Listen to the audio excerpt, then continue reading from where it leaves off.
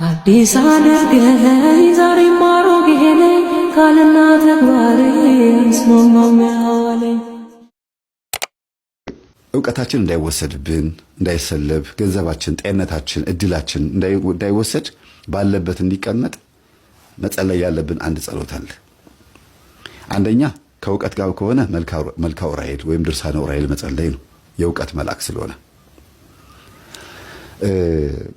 የእውቀት መልአክ ነው ስንል ዝም ብሎ አይደለም። ልጆቻችሁ ትምህርት ቤት ፈተና በሚበዛባቸው ሰዓት በሚጨነቁ ሰዓት ዑራኤል ቤተክርስቲያን ሄደው እንዲጠመቁ ምንም እንኳን ቅዱስ ቁርባኑ የክርስቶስ ቢሆንም ዑራኤል ቤተክርስቲያን ሄደው አስቀድሰው ቆርበው ቅዳሴ ጸበል ሊጠጡ ማድረግ ከእውቀት ጋር የተገናኘ ማንኛውም አይነት ነገር ሲያነቡ ምንም ሲሉም የዑራኤልን ጸበል እየጠጡ እላያቸው ላይ ያርጉ የተጠመቁ በመልካም መልኩ መኖር እውቀትን ያሳድጋልም ያጸናልም። አይወሰድብንም፣ አይሰለብብንም። የመርሳት ችግርን ሁሉ ያስወግዳል። በርሜል ቅዱስ ጊዮርጊስ በዚህ አጋጣሚ ልናገር እንፈልገው የአእምሮ ዝግመት ችግር ያለባቸው የሚጥል በሽታ ያለባቸው ሰዎች ሄደው ቢጠመቁ መልካም ነው። ብዙ ሰው ሲድን አይቻለሁ። ይሄን እንደ ምስክርነት ነው የምሰጠው። በጣም ብዙ ሰው እንደ አንድ መረጃም ጨምር ነው። ሰሞኑን ደጋግሜ እየተናገርኩ ያለሁት ነገር አለ። ገንዘብ የሌለው ወንድ ከማገባ ምናምን ብለው የሚሉት ነገር አለ። በአናቱ ይተከል ምናምን ያሉት ሴቶች ማለት ነውና በጣም ከባድ ቻሌንጅ ነው ይሄ ቻሌንጅ። በጣም ብዙ ሴቶች የተሳሳተ አመለካከት ውስጥ ገብተዋል። አንድ ታሪክ ልንገራችሁ። እዚሁ አጠር ያለች ታሪክ ናት። የ2 ደቂቃ ታሪክ ነች። አንዲት ልጅ የዛሬ ብዙ ዓመት ስላችሁ 15 20 ዓመት ማለት ነው እንደዚህ ብላ የምታስብ ሰው ነበረች። ድሃ ወንድ አላገባም እንዴ? ድሃ ከማገባኔ ብቻዬን ሳካ አልኖርም እንዴ? እኔ ምን ያደርግልኛል? በሬን ዘግቼ እኔ አልፈልግም ትል ነበረ እና ሀብታም አገባች እና የመጀመሪያዎቹ ልጆቿ ሁለቱ መንትያው ልጆቿ ወንዶች ነበሩ እና ድሃ ወንድ በጣም ነው የምትጠላው። ድሃ ወንድ በጣም ነው የምትተርበው፣ በጣም ነው የምትጸየፈው። እንዴት ሁኔታዋ ሁሉ ስታዩት በጣም ያስጠላልና በጣም ያሳዝናል። እግዚአብሔርን ነው የምላችሁ። ይሄን ነገር ስናገር ለብዙ ሰዎች ትምህርት እንዲሆን ነው የምናገረው። የገዛ ባሏ ያው ሀብታም ባሏ ማለት ነው። እንግዲህ አስቡት፣ ድሃ ወንድ የምትጠላ ከሆነች ሴት አባቷም ወንድ ነው፣ ወንድሟም ወንድ ሊሆን ይችላል። አባትና መቼም ወንድም ላይኖራት ይችላል። አባት ግን ያለ አባት አይኖርምና እንደዚህ ብላ በምትናገርበት ሰዓት ምንም ሳይዘገርናት ነው የምትናገረውና ብዙ ጊዜ ኮሜንት ሳይ አንቺ አባት የለሽም ወንድም የለሽም እንዴት እንደዚህ ይባላል ምናምን ብሎ የሚጽፉ ሰዎች አሉና አይሰሙም ጭራሽ። የሚጽፉት ኮሜንት ራሱ በጣም የተጣመመ ነውና እቺ ልጅ ሀብታም አግብታ ልጆች ወለደች እና እድሜያቸው 11 ዓመት 12 ዓመት ምናምን ሆኑ ልጆቹ ማለት ነው። ሁለቱም ልጆቿ በአባታቸው መኪና ነው የሞቱት። የአባታቸው መኪና ለማንቀሳቀስ ሲሞክሩ በአባታቸው መኪና ሄደው የማይሆን ነገር ውስጥ ነው የገቡትና እንግዲህ ድሃ ወንድ ብር የሌለው ወንድ በአናቱ ይተከል ብላ የተናገረችው ነገር በራሷ ጊዜ ነው የመጣባት በራሷ ልጆች ላይ እና ይሄንን ቃል ግን ያስታወሷት ማን ናቸው? እናቷ ናቸው። ምን ትይ ነበረ? ተይ ልጄ እንደዚህ አትበይ፣ አግብተሽ ወልደሽ ማየት ፈልጋለሁ ስልሽ ምንድን ያልሽኝ? ኧረ እኔ ድሃ ወንድ አልፈልግም፣ እኔ ድሃ ወንድ በአናቱ ይተከል። እንግዲህ አስቡት፣ ይሄ ቃላት ዛሬ የመጣ ነገር አይደለም፣ ወይም ደግሞ ዮኒ ማኛ ያመጣው ቃላት አይደለም፣ ከበፊት ጀምሮ የነበረ ነው እና ቃላቱ ራሱ በአናቱ ይተከል የሚለውን ቃላት ማለት አይደለም። በነገራችን ላይ ድሃን ወንድ በጠሉበት አፋቸው የሚናገሩት ቃላት ማለት ነው እና በዛው ልክ ለወንድ ያላት አመለካከት እንደዛው ያደርጋትና አየሽ አይደለ ወንድ ላይ እንደዚህ ግፍ አትስሪ ብዬሽ ነበር። ሁለቱም ልጆችሽን አጣሽ። የሚገርማችሁ ሶስተኛ ልጇ የተወለደችው ሁለቱ ልጆቿ ሳይሞቱ በፊት ሶስተኛ ልጅ ደግማ ነበርና ሴት ልጅ ወልዳ ነበረ። የአእምሮ ዝግመት እድገት ያለባት ልጅ የአእምሮ እድገት ዝግመት ያለባት ልጅ ነው የወለደችው እና በጣም ተናዳለች እና እነዚህ ልጆች ላይ ነው ትኩረት የምታደርገው። እሷን ጣልጣል ነው የምታደርጋት። ሁለቱ ልጆቿን አጣች እና እግዚአብሔር ጠብቆ መልሶ ይከፍላል። ያለቀሱባት ወንዶች አሉ።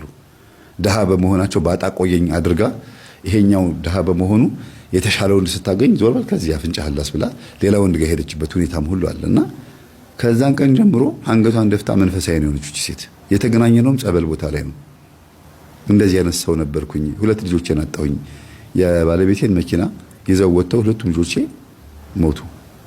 ከባድ አደጋ ነው የደረሰባቸው እና ማድረግ የሌለባቸው ነገር ማድረጋቸው እንዳለ ሆኖ ግን ያንን ነገር ያዘዘባቸው እግዚአብሔር ሊሆን ይችላል ነው የምትለው እሷ።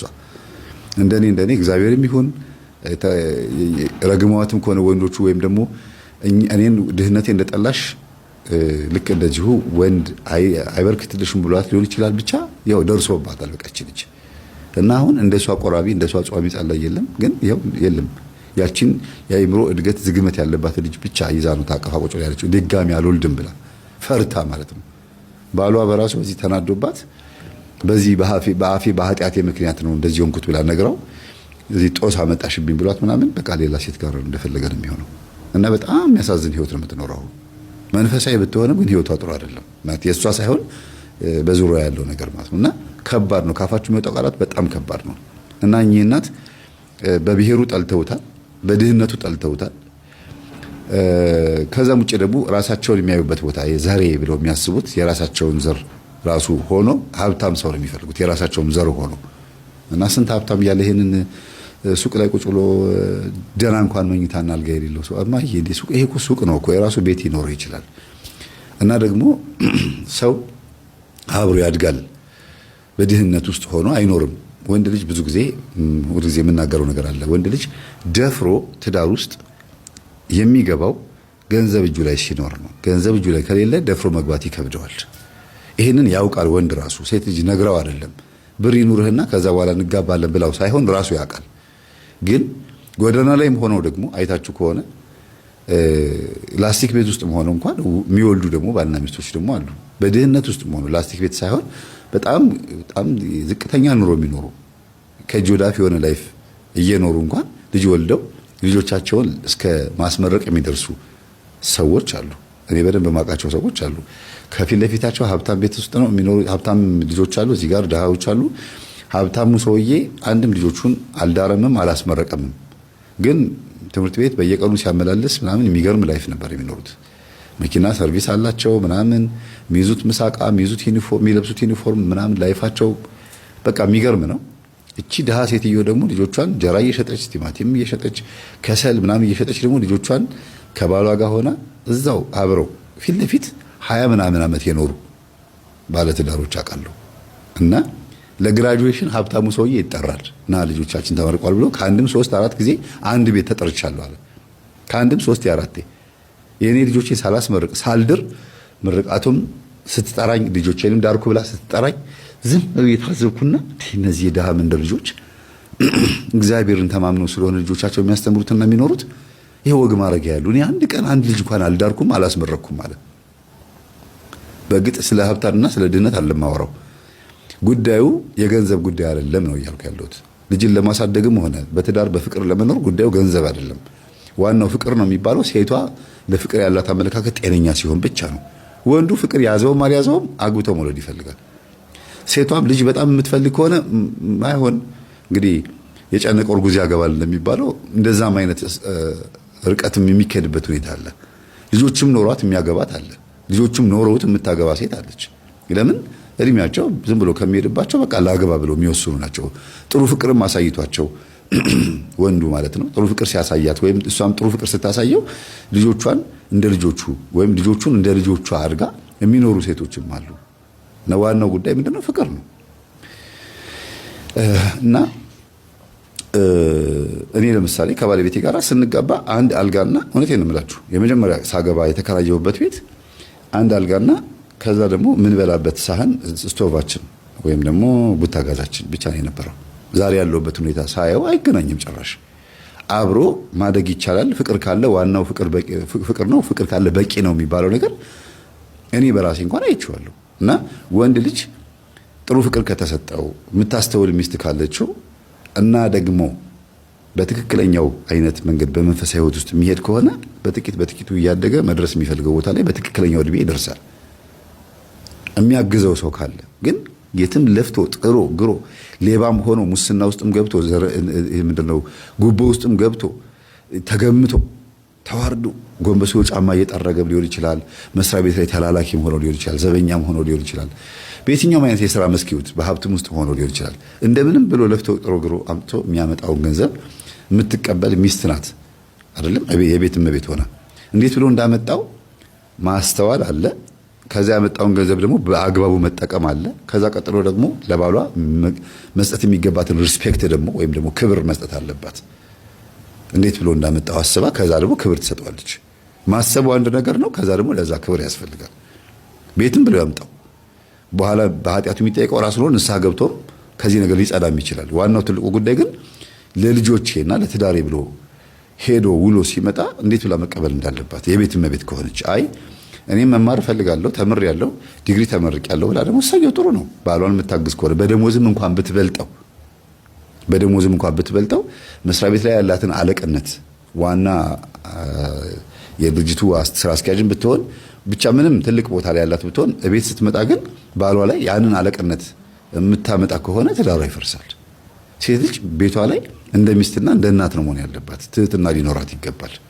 ባልን እንደ ባል እንደ አባወራነቱ የፈለገ ገንዘብ ቢኖረውም ባይኖረውም ደሃ ቢሆንም ባይሆንም እሷ የምታስተዳድር ሆና እሱ ስራ ቢያጣም እንኳን አባወራነቱንና አባትነቱን ባልነቱን የሚነካ ምንም አይነት የፊትም ገጽታ የአፍም ንግግር አያስፈልግም ማለት ነው። በጣም ከባድ ነው። አስተዋይ ሴት ማለት ባሏን እንደ ባልና እንደ አባት እንደ ቤት አባወራ የሥራ ቦታዋን እዛው ትታ መታ ቤት ውስጥ እንደ ሚስት መሆን የምትችል ከሆነች ብቻ ነው አስተዋይ ሴትና ትህትና። ለምን የቤቱ አለቃነቷ የሚረጋገጠው የቤቱም አስተዳዳሪነቷ የሚረጋገጠው አይምሮውን ስትጠብቅለትም ጭምር ነው ማለት ነው። በዘመዶቹ ፊት የማታዋርደው ከሆነ በቤተሰቦቹ ፊትና በራሷ ቤተሰቦቹ ፊት የማታንጓጥጠው የማታማው ከሆነ ጸብ በሚነሳበት ሰዓት ሁለቱ ብቻ ያወሩትን ወሬ ሁለቱ ብቻ በሚስጥር ብለው የያዙትን ንግግር ዘመድ ፊት በሚያወሩበት ሰዓት ብትናጎ ዝግዝግ አድርጎ በመናገር የምታሸማቀቀው ከሆነ እንደዚህ አይነት ሴት በፍጹም ሚስትነቷ ይቀጥላል ብዬ አላስብም። እንዲያውም ከገበና ሸፋኝ ስትሆን ኧረ ምን አይ ችግር የለው ምናምን ብላ ዝም ስትል በጣም ይሰማዋል። ይቅርታ አድርጊልኝ ብሎ መቶ ጉልበቷ ስር ይንበረከካል። ደሞዙን ሁሉ አምጥቶ ሁሉ በእጇ ሊሰጣት ሁሉ ይችላል። እርግጠኛ ሆኖ በቤቱ ላይ እሷን ሾሞ እኔ እንዲያውም ችግር አለብኝ በቃ እንዲያውም እሷ እኮ ጀግና ሚስቴ ነች ጀግና ነች እኮ እሷ ብሎ ምናምን ስልጣን ሁሉ ሊሰጣት ይችላል። ስልጣን ስላችሁ የቤት ውስጥ እኮ ስልጣን ማግኘት እኮ ትልቅ ነገር ነው ለሴቶች። የምን ስልጣን መሰላችሁ? የአስተዳዳሪነት ስልጣን። ኧረ እኔ ምን ቸገረኝ አንቺ እንደፈለግሽ እንትን ልገዛ አስቤ ነው ስትለው ጊዜ ደስ እንዳለሽ ይላታል። ይሄ ትልቅ ስልጣን እኮ ነው። አይሆንም ሊል ይችላል እኮ አንዳንዴ አይደል? ምን አንዳንድ ሁል ጊዜ አስቤዛ እኮ ራሱ የሚገዛ ወንድ አለ። ራሱ ሄዶ ሚስቱ አጥፊ ስለሆነች ሊሆን ይችላል፣ ገንዘብ አባካይ ስለሆነች ወይም ደግሞ ሚስቱን ሊያግዝም ሊሆን ይችላል። ራሱ አስቤዛ ሄዶ የሚገዛው ደግሞ ምናልባትም ተኮራርፈውም ሊሆን ይችላል። ሰነፍ ሚስት ሆና ሊሆን ይችላል። ብዙ ምክንያት ይኖራል አስቤዛ ራሱ ወንድ የሚገዛበት ምክንያት። ግን ከዛ ጎን ለጎን ማየት ያለባችሁ ምንድነው ሚስትን ባል የት ድረስ ሄዶ ነው ማገዝ ያለበት? ከስራ ሲመጣ ምግብ አቅርባለት ስላበላች ስላጠጣችው ነው የሚያከብራት ወይስ የት ድረስ ነው የሚለው ነገር በዚህ ገጠመኝ ነው የምታዩት። በእውነት በጣም ብዙ ትምህርት ትማሩበታላችሁ። እኚህ እናት ልጁን አልወደዱት የሚለው ነገር በአይምሯችሁ ያዙት። ምክንያቱም በኋላ ታገኙታላችሁና ድንገት ልጁ ምን አደረገ? ቤት ተከራየ። ባለ ሁለት መኝታ ኮንዶሚኒየም ተከራየ። ከዛ እቃ ሞላ ቤቱን። ለሴት ልጅ የሚያስፈልገውን ለጮኛው የሚያስፈልገውን ነገር በሙሉ አሟላላት። ቤት ውስጥ አብራው እንድትኖር ማለት ነው። ስትመጣ ቀን ከሱ ጋር መታውላ ማታ ወደ ቤቷ ነው የምትሄደው። ገና ስላላገባች ነግረዋታል እናትየዋ። በጣም ነው ያስጠነቀቋት። እና ግን በጣም ውስጣቸው ከንክኗቸዋል። የከነከናቸው ምንድነው? በቃ እውነትን አስተምሪያታለሁ፣ እውነት ምን እንደሆነ በደንብ አስተምሪያታለሁ። ግን ልጄ እውነትን ተምራ ልታመልጠኝ ነው፣ ማልፈልገው ብሔር ጋር ልቀላቀል ነው እሳቸው። በጣም ከባድ የሆነ ዘረኝነት ባህሪ ያለባቸው ሴትዮ ናቸው። ዘረኝነት ከባድ ነው በነገራችን ላይ በጣም ከባድ ነው። እና እሱን አላብራራም። አሁን እዚህ ጋር ለሴት ልጅ የሚያስፈልገው ነገር ቤት ውስጥ አሟልቶ መኖር በጀመሩ ማለት በፍቅር ማለት ነው መኖር በጀመሩ በአንድ ወር ከ15ኛ ቀናቸው ላይ ድንገት ሲደውላት አታነሳም። በማግስቱ ጠዋት ምናምን ቤትም ሲመጣ የለችም ነው የምታስብለው። ምን ሆና ነው ምንድነው ሳልገባኝም። ሰራተኛዋ ስትመጣ ሱቅም እሱ ጋር ትመጣ አልፋ ሄዳ ነው የምትገዛውና ምንድነው የተፈጠረው ብሎ ጠየቀ። እና በራን ከፍቶ ሲከፍቱ ሰራተኛው ስትከፍት ዘው ብሎ ገባና ምንድነው ልጅቷን ያደረጉብኝ ማዘር እንደማይወዱኝ አውቃለሁ በአይኖት በደንብ ነው የማየው በአፎት አልነገሩኝም እንጂ እንደተጸየፉኝ አውቃለሁ ምንን እንደጠሉኝ ባላቅም ግን ምን አጥፍቼ ነው ልጅቷስ ደግሞ የት ጠፍታ ነው ምን ሆና ነው ምንድነው ያጠፋሁት አላቸው እንዴ ገባና ጠይቃት እኔ ምን አገባኝ አሉት ትክክለኛ ባህሪያቸው መጣ ልጅ ያረኔ ምን አርጌ ምናምን ማለት ነበረባቸው ትክክለኛ ሰው ቢሆኑ አረ ልጅ እንደሱ አይደለም እንዴት መቼ ጠፍታበህ ነው እስቲ ና እስቲ ማን ብለው አስመሳይም እኮ መሆን አለ አይደል